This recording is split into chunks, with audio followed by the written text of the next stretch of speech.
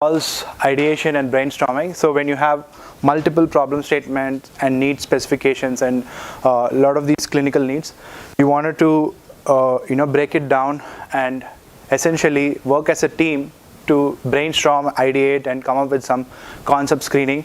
I think we have covered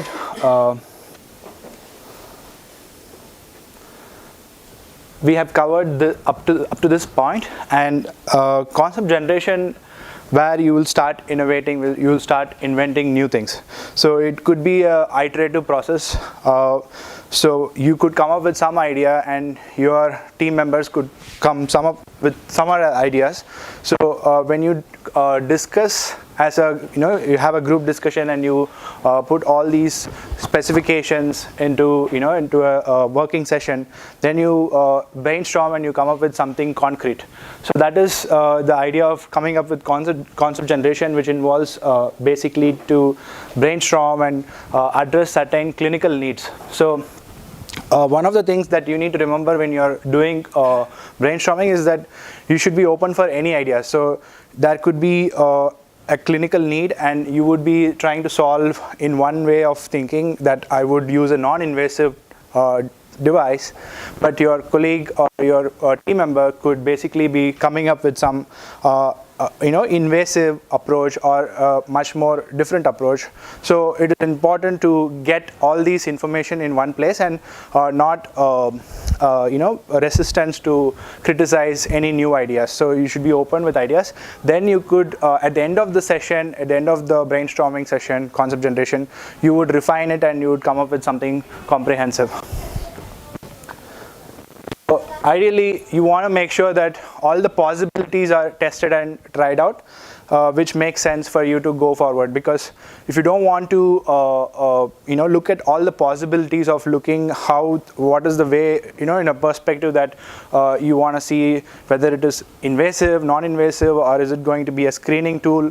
So you want to look at different perspectives, and you get different perspective when you are welcome with different ideas from other team members. And you also want to make sure that you check in all the possibilities of gaps in the treatment, stakeholder analysis, market opportunity, and patenting and regulatory things like that.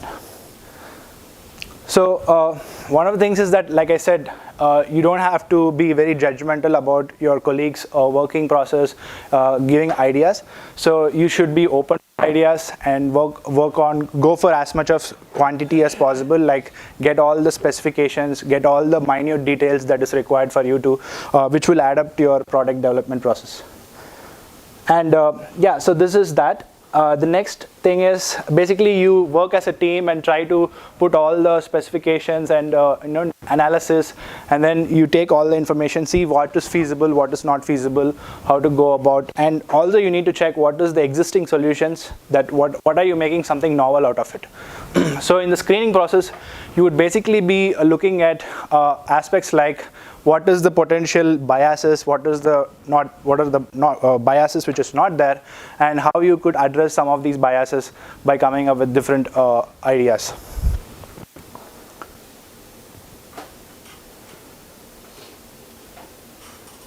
Yeah, so this is that concept generation, and while you are going for concept selection, you need to look at intellectual property. Basically, you have to see what is your approach towards getting a patent, towards getting a trademark for one specific solution that you're coming up with.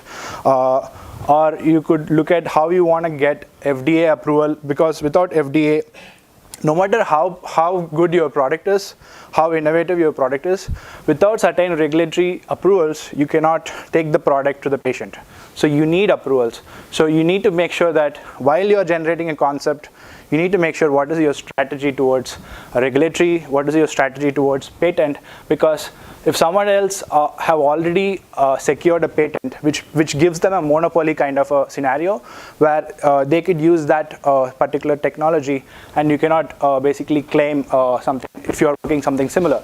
So you need to make sure that what is your strategy, how are you going to overcome these challenges in terms of regulatory, intellectual and business models and prototyping, and how you could come up with the final concept which would be developed as a proof of concept and go for clinical trials after iterations and testing.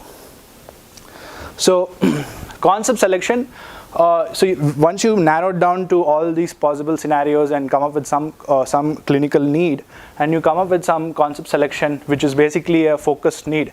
So at this time, you would start working towards one concrete solution. And what you need to consider is all these factors which I was talking about: reimbursements, the regulatory challenges, business models that you would go through while the process of development. Because once you start making the device, you would basically putting a lot of money into resources, into your time, your colleagues' time, and a lot of money and a lot of resources. So you want to make sure that before you commit to all these things, you want to make sure all the basics are set right. You want to make sure that all these challenges that you would be facing in the next 2 years or 3 years, because once you go into that path, you wanted to see what are the challenges that you will anticipate over the period of time.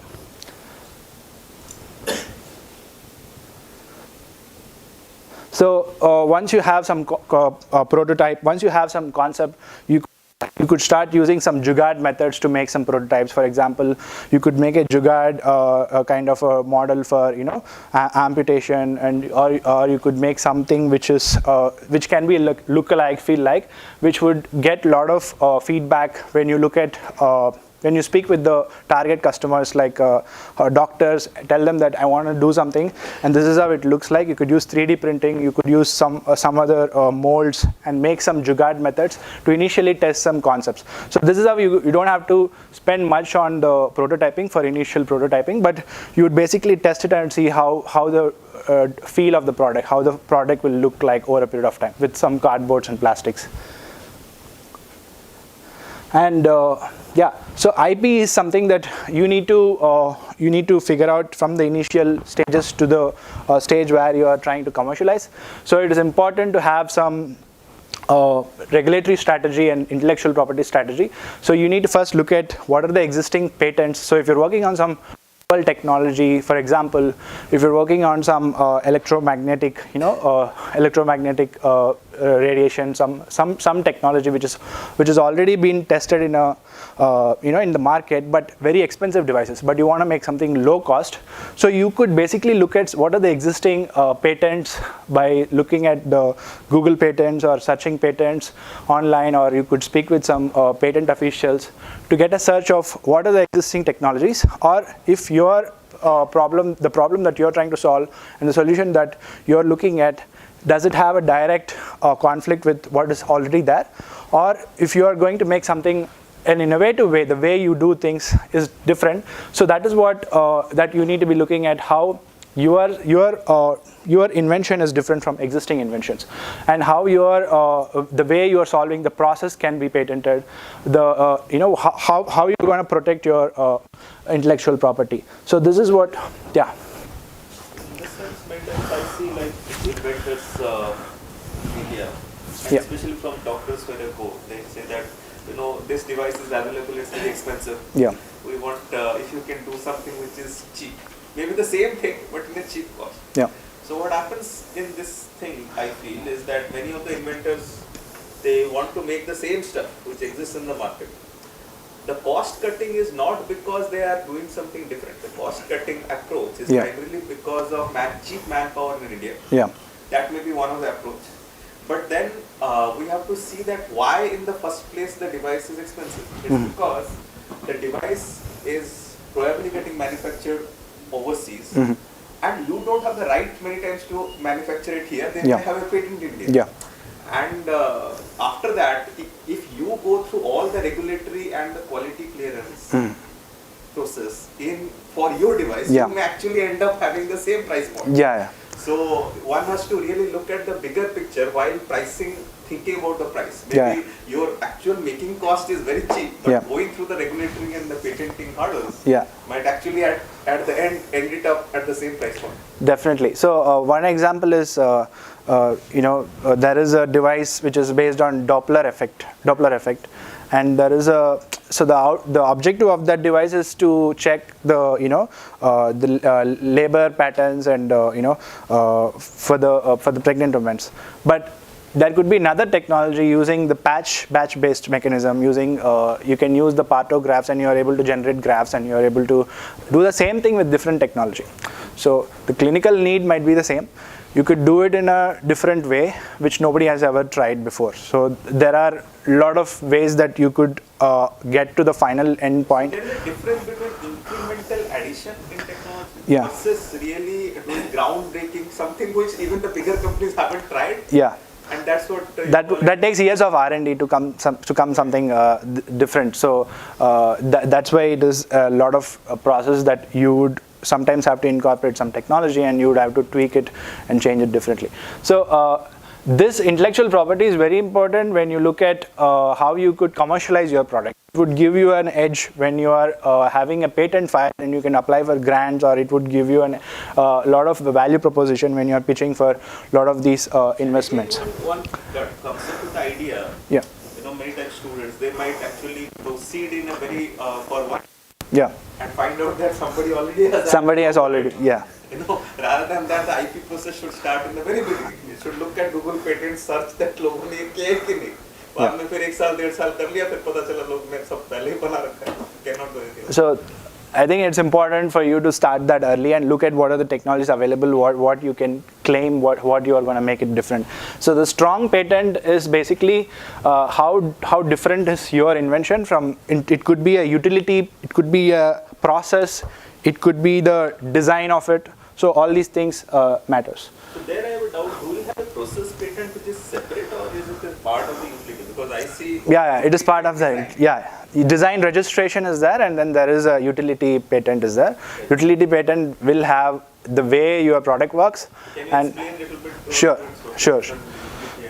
Sure. So there are two different kind of patents that you could apply. One is utility patent, which is the common patent, where you say if you make a screening mobile app screening for disease like oral cancer.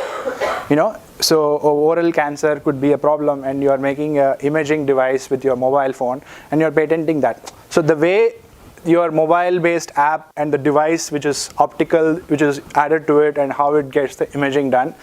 So the whole process can be, the way it works and the output is delivered. That could be a utility patent, and the process is basically, if you look at what is the steps that it is happening, in terms of your algorithms, or in terms of your the optical lens that you are using. So the process can be the material of construction itself. The material of construction, for example, we are making something which is measuring the volume of certain parameters, and how you are going to measure the volume, you could have your own setup, your own experimental setup. So that could be a novelty, how the material of construction. And design is something, if there is a mobile phone, the look of it can be a design registration. So you are basically seeing that, so this is my device, this is how it looks, nobody can replicate it. So you are protecting that aspect. Apple has a lot of design patents rather than utility patents. Because even a small modification ki uske चारों तरफ mobile चारों तरफ bevel hai. That itself is a design patent and something like that. Yeah, so design patent you should look at applying once your final product is something you have finalized, when you go for clinical trials. To protect the look and feel of the product. Yes, aesthetics and ergonomics. So patents, trademarks is when you have a when you want to have an identity for your product. Say you are starting a startup in IIT Ropar, and you are only focusing on diagnostics for specific cancer or specific disease, and you wanted to have some trademark for that, which means that it could be a symbol, it could be a an identity. So you could basically get a trademark, and you could speak with the intellectual property patent attorney, who would do the search for you, and they'll tell you what is available, what is not available, and what is available you could look at and you can apply. And copyright is basically for artists and all these. Trade secrets is something which you don't mention anywhere in your patent documents, because its patents are published. So trade secrets are something which is very secret within the company or within a big company. You could look at, they would have certain secret sauce where they would not. For example, Coca-Cola formula, they say, I think it's a trade secret, it's not patented. Yeah. Like nobody knows how they form that chemical or something like that. Trade secrets are not revealed anywhere. So that is something only very high level people will know in a company where they would implement certain processes, and that could be look at. So all these things comes under intellectual property fundamentals. So trademarks are your, for example, how in Coca-Cola, how Coca-Cola is written. yes, That itself is trademark. yeah. Even the Apple, this thing is a trademark. The symbol is a trademark. So it could the patents usually last for 20 years. What I understand is softwares cannot be patented, right? Certain algorithms can be patented. Google, for example, self-driving car, that is patented. If something is totally novel, something which is, sorry? As a process patent? So in patents, there is certain, there is a certain concept called, I've spoken about this earlier, that there is, if you are working on an algorithm which is totally from scratch, it is totally different, not reference to any other existing repositories or something like that, which is completely, and it takes years of research. That's why all these self-driving car is one example for patented technology. Yeah. Yeah. Example of that imaging, sir. Yeah. Imaging, when you are, by discussing the utility patent Yeah. and process patent, you discuss that all algorithms comes under process patent. Sorry? Algorithms. Yeah, software. It is very difficult to get patent, but it's not impossible. If you're working something very novel, you could give it a try. Yeah. But softwares can be protected even without the patent, because the executable once you make it, if you are not providing you can be maintained as a trade secret. You may not provide the code at all. If you keep the code with yourself, so nobody can copy it. Means they can. Your system has to be secure enough to nobody can hack into that. That's yeah. Sir, what are the authorities that can check the trade secrets? Because in the chemical side, if you are talking about, so if they are making some chemicals, and those are the trade secrets. So who can judge decide that whether these chemicals are suitable for the human life, or what are their outcomes? Yeah. So what are the authorities which can check the trade secrets? So The trade secrets. Like if you are making some chemical composition like in Coca-Cola, so what are the worst effects or what are the effects on the body, human body of these chemicals? So who can Yeah, decide? these are laws which protect the the brand. They are not concerned about the health issues or the adverse effects. that comes under regulatory. So the adverse effects, all these things that you're talking about, it comes under regulatory, where they have to. So if there are some contraindications, probably FDA would suo moto take cognizance of that. Yeah. And then take into that, even if that is patented or trade secret, whatever, it doesn't matter. Trade secret is basically you're not mentioning it anywhere. It is basically something only as company knows. Protected by Yeah, law. it is not protected. By you. It is protected by you, and you are not. You cannot reveal it outside. Sir, is it possible to go for copyright for software? No, copyrights is for the for the artists, from someone who has some kind of a some logo. Okay, someone, not logo exactly. You can go for yeah. So all those art related works. All our papers are Copyright. Yeah.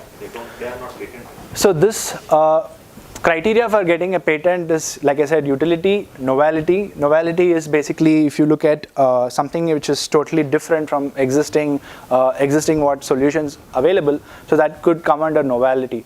And obviousness is basically you are making something very obvious, then your chance of getting patent is not there. So these are some of the things. And every medical device company would want a FDA approval, because Another thing which I would like to note to students is that if you have a idea which you have developed, many times because you would like to say publish it in a paper or something.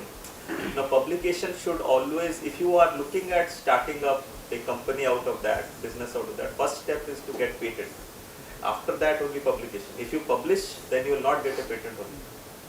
yeah. Because then it becomes public knowledge. And then even if you are the author, you cannot take a patent on it. You have to first. So that's why you could go for a provisional patent. So provisional patent gives you a date for you to come up with all the ideas. You'll have 1 year to file a complete patent. So provisional patent can be a basic information with small sketches and everything like that. And you'll have 1 year to you'll file a complete patent. So go for a provisional patent if you have an initial prototyping idea that you wanted to see. Patenting protects fix your idea only in the countries in which you have applied for patent. Every country has different patent laws. So if you apply for patent in India, that protects. If somebody copies it in China, you cannot sue them. You have to apply in China as for patent. But to be able to you could apply for PCT. PCT is something it should allow you to file patents for 180 countries.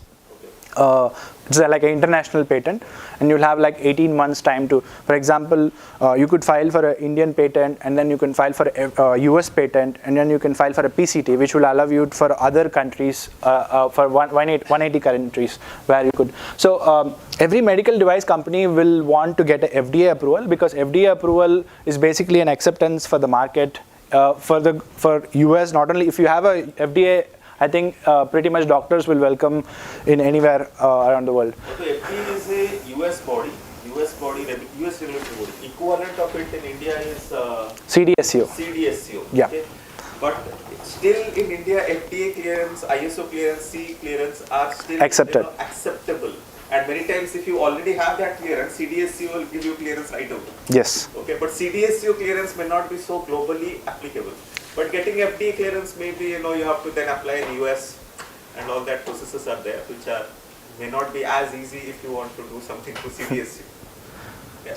Yeah. So basically, the FDA will give you a certain kind of issues that are cleared out in terms of safety, effectiveness, and what are the efficacy. So if you're, so there was a medical device which was recently FDA approved. So there are two ways you could go about getting FDA. One is 510K. Another one is totally difficult to get, which when you are working on something which is totally new and novel.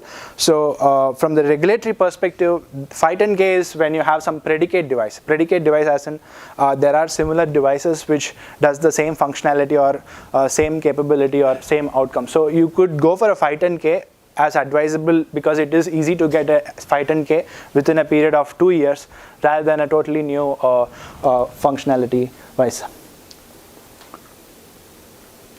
So regulatory issues, 90% of the regulatory issues, like when a device is launched into a market, it is recalled when there is a issue with the safety, or when there is an issue with the usability. When it all comes down to product design.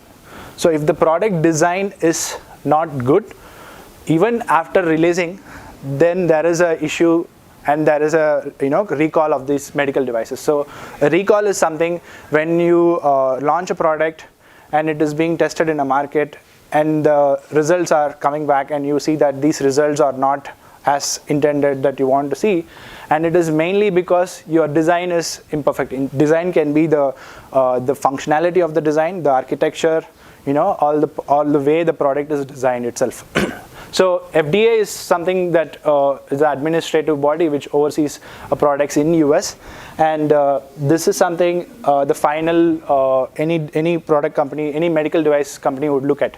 And FDA classifications are Class 1, Class 2, Class 3. Some of the examples, Class 1 is exempted mostly from FDA approval. Like you need not get an FDA approval for Class 1 devices, which are bandages, all these small surgical items.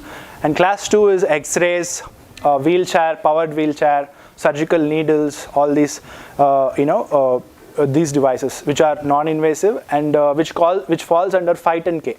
So 510K is the process where you would go about doing a predicate. You look at some of the predicate devices. So it would have labeling requirements, post-market surveillance, mandatory performance standards, all these things.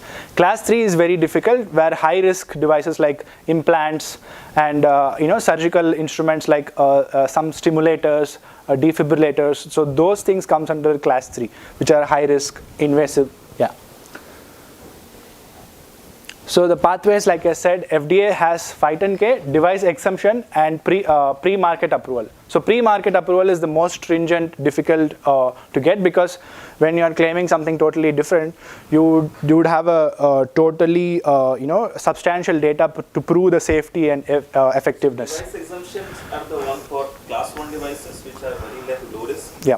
510K are for devices which already Predicate. Similar devices are there in market. You are saying that हमारा device लगभग वैसा ही है, तो इसलिए इसके लिए ज़्यादा clearance नहीं चाहिए. and then pre-market approval is something which you are coming up which nobody has seen. Yeah. You know, so people want to actually see it, and you have to really prove it by using doing clinical trial for longer periods. Yeah, it would take 5 to 10 years probably. I don't know. Are you aware of what is the equivalent of this in CDSU? Do they have something equivalent? No, not equivalent, but they are trying to frame certain things. So that I'll come up with separate. So EU also has certain body like CE marking. So CE marking has class 1, class 2A, class 3, class 2B, and class 3, and these are equivalent to the US FDA equivalent, like class 1, class 2, class 2. Class 2 also there are 2 different, and class 3. So EU has 4 types and US has 3 types. So that is the if you look at the comparison of both the regulatory bodies. So next, when we are talking about business model, so you wanted to make sure that when you're launching a product, before launching a product, when you're going through all the product development process, all the business elements are pretty much solid. For example, you would be developing a device which can be used by a hospital. You can either sell it on a unit basis or you can sell it on a rental basis. So the business model can be different. So if you are going for business model A, you want to look at how the business model B cannot work. So you wanted to cross verify whether, so for example, so considering business model 1 is the key factor, so you are looking at what are the other possibilities of business models. So how can I make a profit with this particular device? For example, there is this auto analyzer which I see in some hospitals. These are big machines which may cost a lot of money for hospitals to directly buy. What they give the company, what they do is they give the auto analyzer for free. You keep it there, but the consumables which are required for that, you have to buy from that company. Yeah. So that way the company they'll have recurring revenue. Yeah. Recurring revenue, and they will earn. So that is something a lot of these companies do. For example, MRA machines are there. So MRA machines, they give the MRA and they charge for the consumables as well. So they'll charge for MRA machine and for the consumables. For example, these glucometer devices, strip लगता है. Yeah. Right. So glucose, if you commit to a company who will buy the strips from you, they will probably give you that machine for free. Even for ECG machine, they want to keep the ECG electrodes, disposable, so that